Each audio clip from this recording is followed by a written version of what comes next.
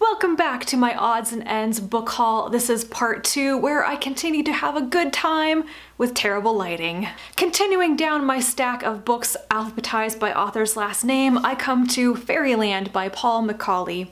I did pop for the SF Masterworks edition of this rather than getting it from the library because I recently read a couple of short stories by Paul McAuley that I really liked, and I thought it would be a pretty good gamble that I would like this so I could buy it, breaking my own rules. This is set in the 21st century. Europe is divided between the first world, made rich by nanotechnology and genetically engineered dolls, and the fourth world, refugees displaced by war and economic upheaval. Alex Sharkey, a designer of psychoactive viruses, there's gotta be a trippy element, right? This is the weird part, right? is trying to stay one step ahead of the police and the triads.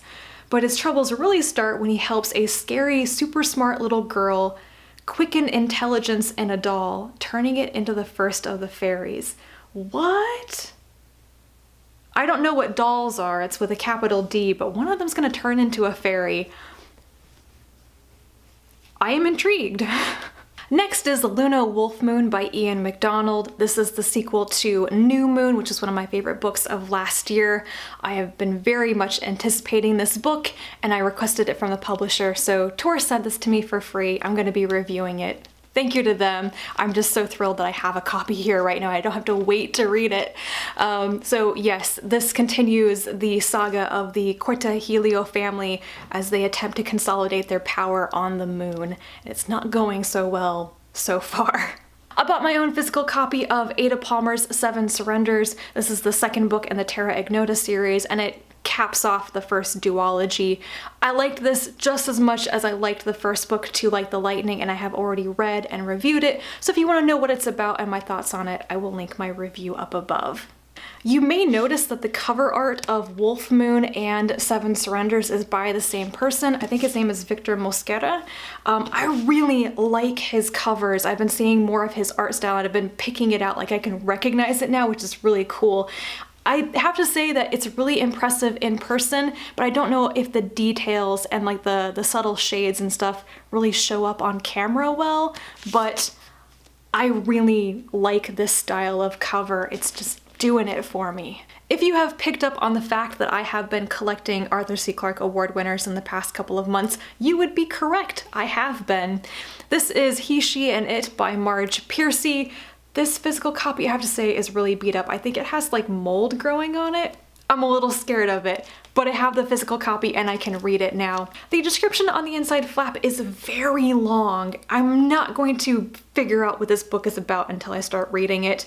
I think it has a very large Jewish element, which will be interesting. I haven't really read that in science fiction or in fantasy before. Next up is this massive tome by Kim Stanley Robinson called Green Earth. I have previously misconstrued this book. I got it into my head that this was an edited single volume edition of the Mars trilogy. It is not. It is a new edition, all in one volume, of a trilogy called The Science in the Capital.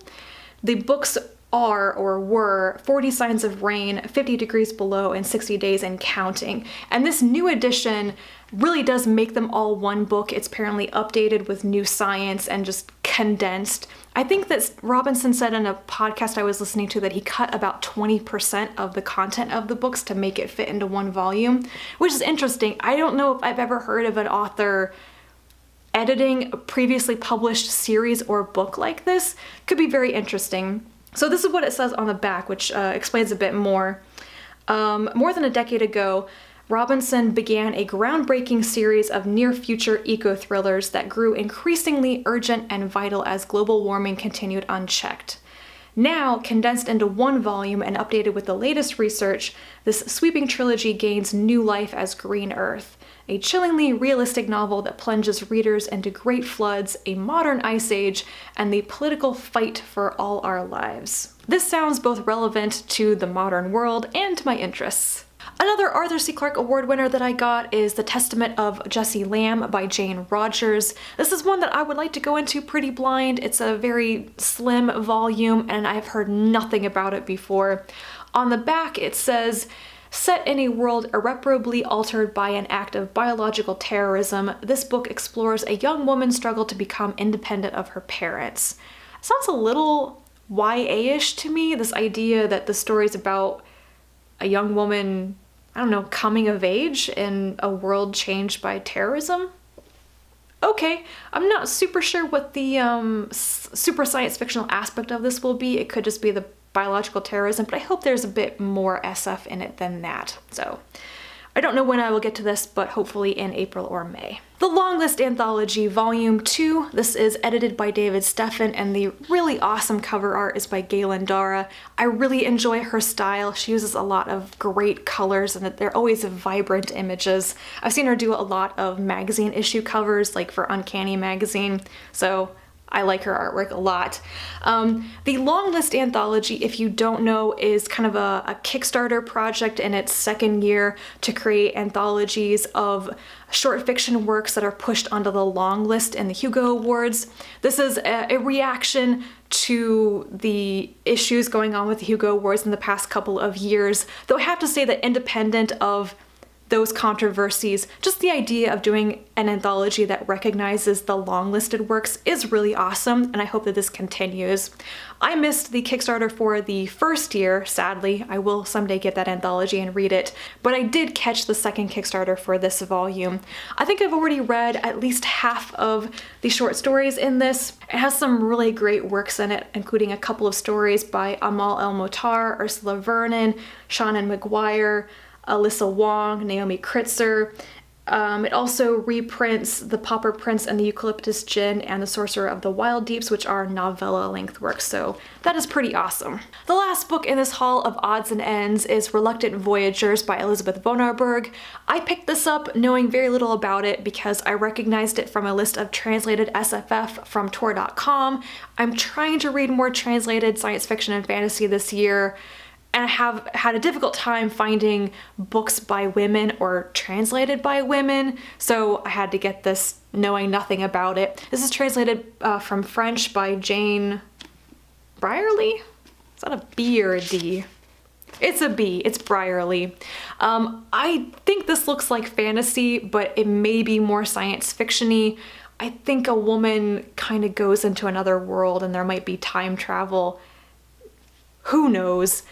I'm having a really hard time with descriptions on books today. They're either extremely long and I don't want to wade through them, or they're very non-specific and that's not helpful. Why you gotta be vague, blurbs? This book haul has been more of a mess than I would usually like for my videos, but I had fun and that's what matters. I'm trying to not be such a perfectionist about videos this month. I need to let go a little bit. I hope it was fun for you guys. If you have read any of these books, if you want to talk about them or tell me which ones I should prioritize, let me know down in the comments. And if you have any recommendations for translated science fiction by women or not by women, whatever, please let me know that as well. I am still compiling a list and trying to get my hands on some things so that I have translated science fiction to read for the rest of the year. Thank you so much for watching, and I will talk to you again tomorrow. And until then, bye.